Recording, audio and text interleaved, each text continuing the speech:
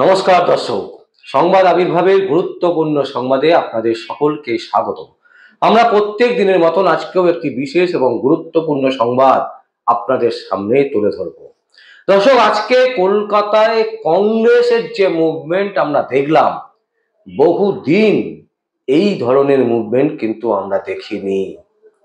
কংগ্রেসের আজকে অধীর রঞ্জন চৌধুরীর নেতৃত্বে আরজিকর কাণ্ডে যেভাবে রাস্তায় পথে নামলো কংগ্রেস কর্মীরা, তাতে কিন্তু একটা জিনিস বুঝিয়ে দিলেন অধীর রঞ্জন চৌধুরী, যে তাকে যেভাবে হারানো হয়েছে, তাকে যেভাবে হারিয়ে দেওয়া হয়েছে, তিনি কিন্তু হেরে গিয়েও জিতে গেছেন।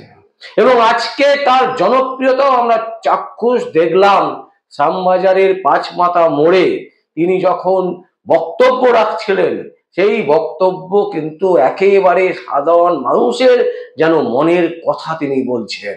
এবং প্রতিটা কথায় মাঝে মাঝেই বাংলার মানুষ যারা সেখানে দাঁড়িয়েছিলেন, তারা কিন্তু করতালিতে তাকে স্বাগত জানাচ্ছিলেন। অধীর রঞ্জন চৌধুরীর একটা কথা খুব ভালো লেগেছে আমাদের দর্শক, যেটা হচ্ছে অধীর রঞ্জন চৌধুরী একদম স্বীকার করেছেন যে এই যে আরজিকর কাণ্ডে সাধারণ মানুষ রাস্তায় নেমেছেন, এর ওপরে কোনো রাজনৈতিক দলের কোনো রকমের নিয়ন্ত্রণ নেই। তারা স্বেচ্ছায় তারা বুঝতে পেরেছেন মমতা ব্যানার্জির জালিয়াতি, মমতা ব্যানার্জির চিটিংবাজি, মমতা ব্যানার্জির ধাপ্পাবাজি, মমতা ব্যানার্জি যে কতটা স্বৈরতান্ত্রিক মনোভাব নিয়ে পশ্চিমবঙ্গকে চালান, কিভাবে যে তিনি পশ্চিমবঙ্গকে নষ্ট করতে চাইছেন, সেটা সাধারণ মানুষ বুঝতে পেরেছেন। তাই সাধারণ মানুষ থেকে শুরু করে মহিলারা, বাচ্চারা, বড়রা, বৃদ্ধরা কেউ কিন্তু বাকি নেই। শোনা যায় গত 14ই আগস্ট যখন রাস্তায় মানুষ নেমেছিল, মহিলারা যারা বলেছিলেন যে রাত দখল করবে, সেই দখলের মহিলারা, পুরুষেরা, বৃদ্ধরা, বৃদ্ধারা, সাধারণ মানুষ কিন্তু রাস্তায় নেমেছিল। শোনা যায় 10 কোটি মানুষের মধ্যে 1 কোটি মানুষ সেদিনকে রাতে অন্ধকারে তারা কিন্তু নেমে প্রতিবাদ জানিয়েছিলেন। প্রতিবাদ করছেন সাধারণ মানুষ কিন্তু শান্তভাবে। তারা কিন্তু এখনো পর্যন্ত লাঠি বন্দুক হাতে তুলে নেয়নি। তারা একটাই বলছে যে আমাদের জাস্টিস দিতে হবে, সঠিক বিচার দিতে হবে।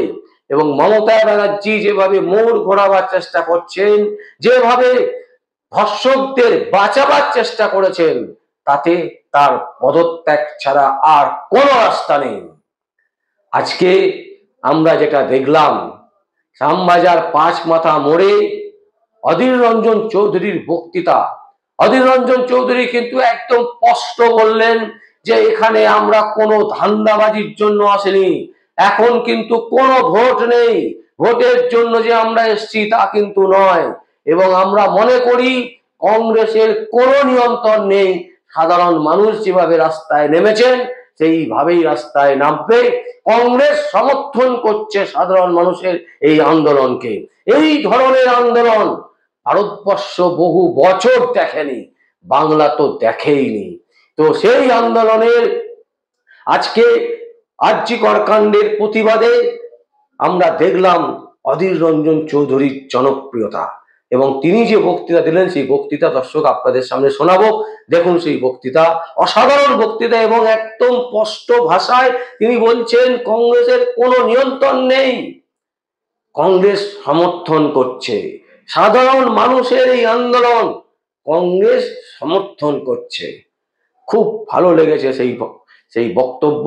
এবং অধীর রঞ্জন চৌধুরী সত্যিই যেভাবে তিনি বলেছেন আজকের সেই ভাষণ, আসুন দর্শক শুনুন সেই বক্তব্য। ফেসে গেছে এই ফাঁস থেকে বার হতে তিনি এখন ফাঁসির গল্প করছেন, আর এই ফাঁস থেকে বার হতে কখনো ফসফসের গল্প করছেন। এখানে কেউ ভয় পাচ্ছে না, কেউ ভয় পাবে না। আজ আপনি নিজে পাল্টি গিয়ে বলছেন না না না না আমি এরকম কথা বলিনি, বিলাপ করছেন আপনি। বাংলার মানুষকে ধোঁকা দেওয়ার চেষ্টা করবেন না। কেউ এখানে ভোট করতে আসেনি। নাগরিক সমাজের একটাই দাবি, আপনি বিচার দিন, নাগরিক সমাজের একটা যদি বিচার দিই, আজকে চিকিৎসক ময়দানে নেমেছে, আজকে উকিলরা ময়দানে নেমেছে, কর্মচারীরা ময়দানে নেমেছে।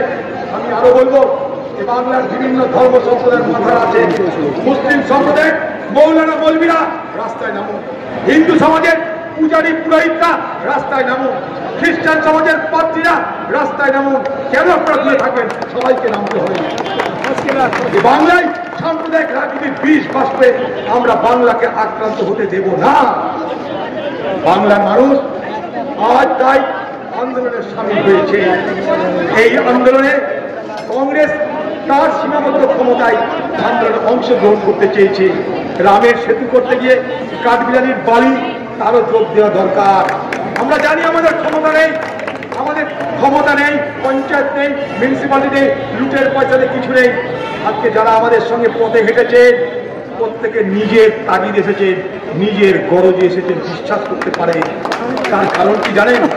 তাদের পরিবারের একটা মা আছে, তাদের পরিবারের আনন্দের বোন আছে, তাদের পরিবারের কেউ বউ আছে।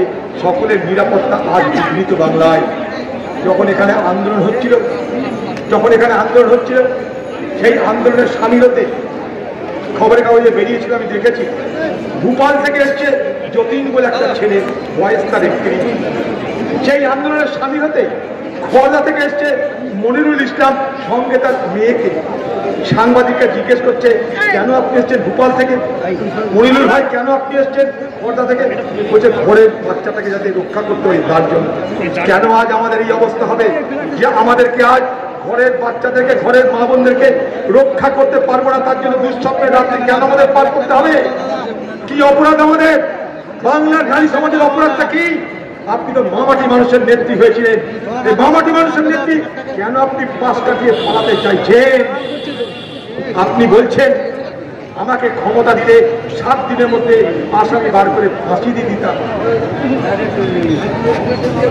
এখন আপনি বলছেন সিবিআই দায়িত্ব নিয়ে নিচ্ছে, তাই সিবিআই কে ফাঁসি দিতে হবে। আপনাকে কেউ দিব্যি দেয়নি যে সিবিআই দায়িত্ব নিয়েছে বলে আপনার তদন্ত করার অধিকার নাই। এই কথা কেউ বলেনি। বাংলার মানুষ আপনাকে বলেনি যে সিবিআই তদন্ত করছে বলে আপনার পুলিশ তদন্ত করে আসামি বার করার দরকার নেই। আর এ কথা বাংলার মানুষ বলেনি, এ কথা বিজেপির পরিবারের কেউ বলেনি। আপনি যদি সৎ হন, আপনি যদি দৃঢ় হন, আপনার যদি হিম্মত থাকে, আপনি যদি মানুষের সাথে ধোঁকাধারি না করেন, তাহলে আপনার পুলিশকে ভরসা করে আপনি বলেছিলেন 7 দিনের মধ্যে আসামি বার হয়ে যাবে এবং ফাঁসির ব্যবস্থা হবে, আপনি করুন। বাংলা সবাই বলবে সিবিআই কে দরকার নাই, মমতা ব্যানার্জি পাচ্ছে, তাকে সুযোগ দাও। আপনি তো আরামসে বলেন, কোর্টে গেলেই তো হবে, কোর্টে গিয়ে বললেই হবে কোর্ট থেকে আমাকে 10 দিন সময় দিন, আমি সব বার করে দিচ্ছি। চালাকি আমাদের সত্য, আমরা কিছু বুঝি না। আপনি বলছেন আইন আনবে, ফাঁসির আইন। এতদিন পর কুম্ভকর্ণের ঘুম ভাঙলো। এ বাংলায় কি প্রথমে ঘটনা ঘটলো আরজি কর? এর আগে কামদুনি হয়নি, মধ্যমগ্রাম হয়নি, 24 পরগনা হয়নি, নদিয়া হয়নি, মুর্শিদাবাদ হয়নি, উত্তরবঙ্গ হয়নি, মেদিনীপুর হয়নি, পুরুলিয়া হয়নি। তখন ঘুমাচ্ছিলেন, কারণ তখন আপনি ম্যানেজ করে নিয়েছিলেন, তাই তখন আপনি কিছু করেননি। আজ যখন ম্যানেজ করতে পারছেন না, আন্দোলন হাতের বাইরে চলে যাচ্ছে, যে আন্দোলনের উপরে কোনো রাজনৈতিক দলের কোনো রকম নিয়ন্ত্রণ নেই। আমি কংগ্রেসের পক্ষ থেকে বলছি, এই আন্দোলনের উপরে আমাদের কোনো রকম নিয়ন্ত্রণ নেই, আমরা চাইও না নিয়ন্ত্রণ আসুন। আজ আপনার মনে হয়েছে ফাঁসির জন্য আইন করতে হবে? হ্যাঁ, আমাদেরকে গরু গাধা পেলেন? হ্যাঁ, ভারতবর্ষে যে আইন ব্যবস্থা আছে তাতে কি ফাঁসি দেওয়া যায় না? এই কলকাতার বুকে ধনঞ্জয় ঘোষের ফাঁসি হয়েছিল হেতাল পারেককে ধর্ষণ এবং খুন করার জন্য। মনে করে দেখো, এই ভারতবর্ষে নির্ভয়া কাণ্ড ঘটেছিল, সেই নির্ভয়া কাণ্ডে তদন্ত করতে করতে আসামি ধরে প্রমাণপত্র পেশ করে 4 জন অপরাধীর ফাঁসি হয়েছিল। আইন নেই দেশে, এই একই আইনে এখানে ফাঁসি হতে পারে, কিন্তু প্রয়োজন কি? প্রয়োজন তথ্য প্রমাণ, প্রয়োজন অপরাধীকে গ্রেপ্তার করা। আপনি একদিকে বলছেন ফাঁসি চাই, উল্টো দিকে তথ্য প্রমাণ লোপাট করছেন। এই আরজিকর হাসপাতালের সমস্ত তথ্য প্রমাণ আপনি লুটে নিয়েছেন। আরজিকর ভাঙচুর করে বাকি তথ্য লুট করতে চেয়েছিলেন। কেউ অস্বীকার করতে পারে? কেউ অস্বীকার করতে পারে? পুলিশ আগে থেকেই সব বলে দিচ্ছে, মুখ্যমন্ত্রী আগে থেকেই বলে দিচ্ছে সুইসাইড। যেমন এর আগে বলেছিল কোথাও ভালোবাসা থেকে খুন হয়েছে, কোথাও গর্ভবতী হয়ে গেছিল মেয়েটা তাই আত্মহত্যা করেছে, এটাও চালানোর চেষ্টা করেছিল। কিন্তু এখন কান্দে পড়িয়া বগা কান্দে। এখন দেখছে দিদির আর মিথ্যে কথা চলছে না, খাওয়া নিকাল চুকি হ্যাঁ। তাই আজকে দিদি পাল্টিবাজি করছে, কালকে ভয় দেখালো আমাদেরকে, ডাক্তারদেরকে ভয় দেখালো, এফআইআর হয়ে যাবে, বিপদে পড়ে যাবে, পাসপোর্ট থাকবে না, ভিসা থাকবে না। কেন ভয় দেখাচ্ছে? ডাক্তাররা কি অন্যায় করেছে? ডাক্তাররা রুগী দেখছে। আপনি চাইছেন বাংলার সাধারণ মানুষ যারা হাসপাতালে আসে চিকিৎসা করাতে, সেই সাধারণ মানুষের সঙ্গে এই আন্দোলনরত যারা ডাক্তার, সেই আন্দোলনরত ডাক্তারদের সংঘর্ষ বাড়াতে চাইছে। তাই আপনি গরিব মানুষের কথা বলেছেন, গরিব মানুষ চিকিৎসা পাচ্ছে না, সব গরিব মানুষ চিকিৎসা পাচ্ছে। ডাক্তাররা কেউ অমানবিক নয় আপনার মতন, তারা ওসব দীপক ফিস দিয়ে মানুষকে সেবা করার জন্য তারা ডাক্তারি পাস করেছে, তারা সবাই চিকিৎসা করছে। অমানবিক যদি কেউ হয় তার নাম মমতা ব্যানার্জি, আপনি পাশবিক আচরণ করছে। ডাক্তাররা মানবিক আচরণ করছে, মমতা ব্যানার্জি আপনি পাশবিক আচরণ করছে।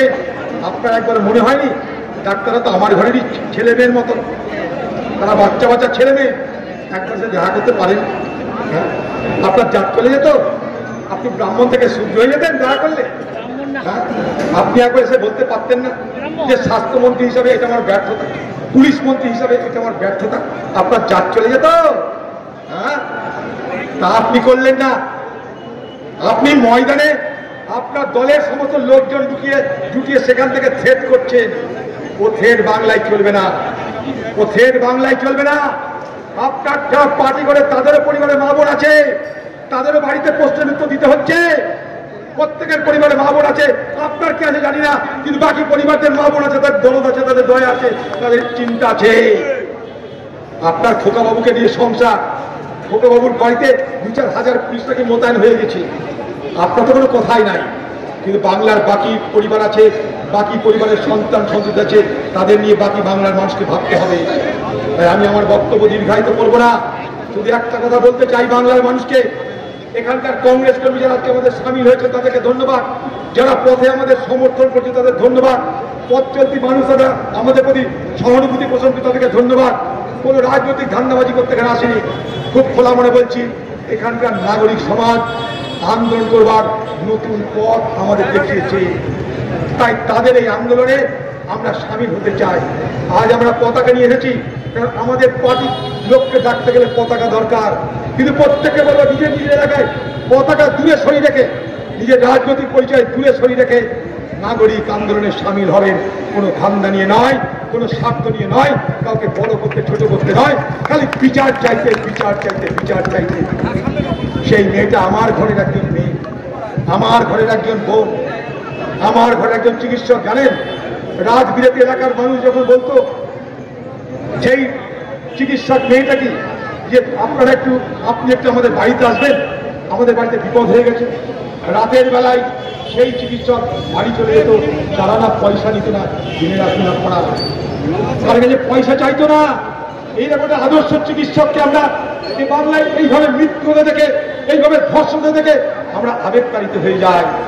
আমরা যে যেখানে থাকি না কেন, আমরা প্রত্যেকে মায়ার বন্ধনে বন্ধিত, আমরা মায়ার বন্ধনে বড় হয়েছি, মায়ের কোলে বড় হয়েছি, বোনের সঙ্গে আমাদের বোনের আদরে বড় হয়েছি, বোনকেও আদর করেছি। আমরা এইভাবেই বাংলার মানুষ বড় হয়েছে, এই বাংলায় এইভাবেই নবজাগরণ হয়েছিল। সেই নবজাগরণের সময় একদিকে ভগ্নী নিবেদিতা, আরেকদিকে রাধা গোবিন্দ কর, তারা দুজনে মিলে এই আর.জি. কর হাসপাতালটা তৈরি করেছিল।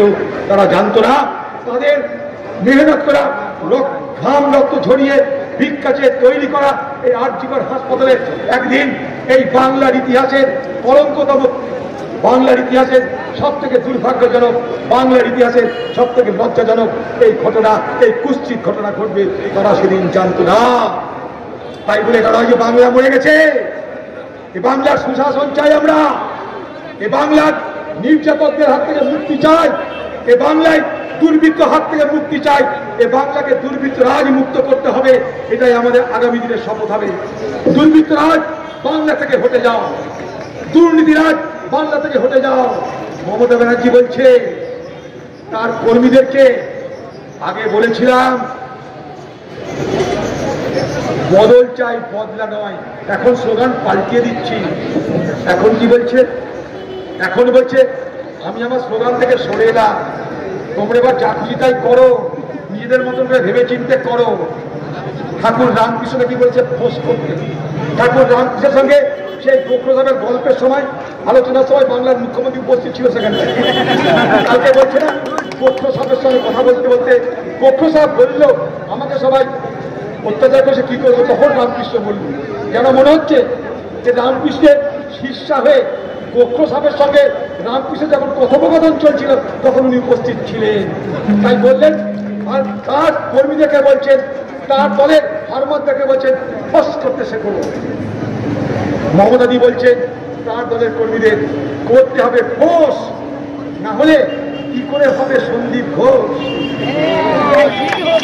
ফোস এখানে ভেঙে দেওয়া হবে, সাপের বীজ দাঁত ভেঙে দেওয়া হবে। এখানে আমরা বেঁচে আছি, সাপের বীজ দাঁত ভেঙে দিয়ে এই বাংলাকে দুর্নীতির হাতে মুক্ত করবো। আজ নয় কাল এই বাংলা দুর্বৃত্ত রাজের থেকে মুক্ত হবে। সেই আন্দোলনে আমরাও সামিল হয়েছি, কোনো উদ্দেশ্য নিয়ে নয়, কোনো ধান্দা নিয়ে নয়, কোনো স্বার্থ নিয়ে নয়, শুধু ইনসাফের জন্য, বিচারের জন্য, ন্যায়ের জন্য আমরা আজ সামিল হয়ে প্রতিবাদ করছি। জয় হিন্দ, বন্দে মাতরম। অধীর চৌধুরী লড়াই করো, অধীর চৌধুরী লড়াই করো, অধীর চৌধুরী এগিয়ে চলো। দর্শক শুনলেন অধীর রঞ্জন চৌধুরীর বক্তব্য।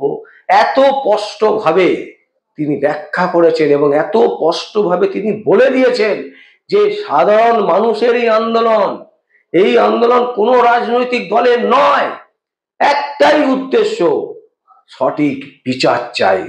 মমতা ব্যানার্জি শুধুমাত্র বিচারের নামে টাকা দিয়ে মুখ ধামাচাপা দেওয়ার চেষ্টা করছেন। আরজি করের যে মেয়েটি মারা গেছে তার দাম তুলেছেন তিনি 10 লক্ষ টাকা, কামদুনি 2 লক্ষ টাকা। এইভাবে বিভিন্ন জায়গায় যে রেপ হয়েছে প্রতিটা ক্ষেত্রে মহিলাদের বিভিন্ন রকমের দাম তুলে তিনি আন্ডারস্ট্যান্ডিং করতে চেয়েছিলেন।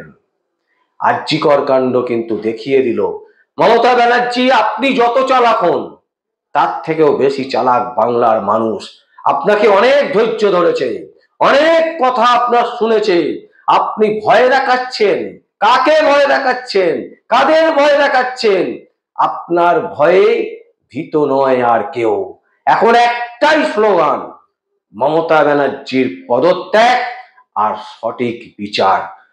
দর্শক, আজকে অধীর রঞ্জন চৌধুরীর যে বক্তব্য সত্যি আমাদের মনকে নাড়া দিয়ে গেছে এবং আমরা মনে করি যে দলই করুন না কেন অধীর রঞ্জন চৌধুরীর এই বক্তব্য বহুদিন আমরা মনে রাখবো এবং তার এই যে ভাষণ এবং তিনি যে সাধারণ মানুষের পাশে এসে দাঁড়িয়েছেন তার জন্য তাকে অসংখ্য অসংখ্য ধন্যবাদ আমাদের পক্ষ থেকে। আমরা বারবার বলেছি সাদাকে সাদা, কালোকে কালো বলতে ভয় পাই না। যিনি ভালো কাজ করবেন, যিনি ভালো কথা বলবেন, অবশ্যই তার গুণগান গাইব, সে যে দলেরই হোক না কেন। দর্শক, আপনাদের কি বক্তব্য আপনারা অবশ্যই আমাদের কমেন্ট বক্সে কমেন্ট করবেন। আর দেখতে থাকুন পরবর্তী সংবাদ আবির্ভাবে। আমার নাম বিশ্বজিৎ পাল, সংবাদ আবির্ভাবের জন্য।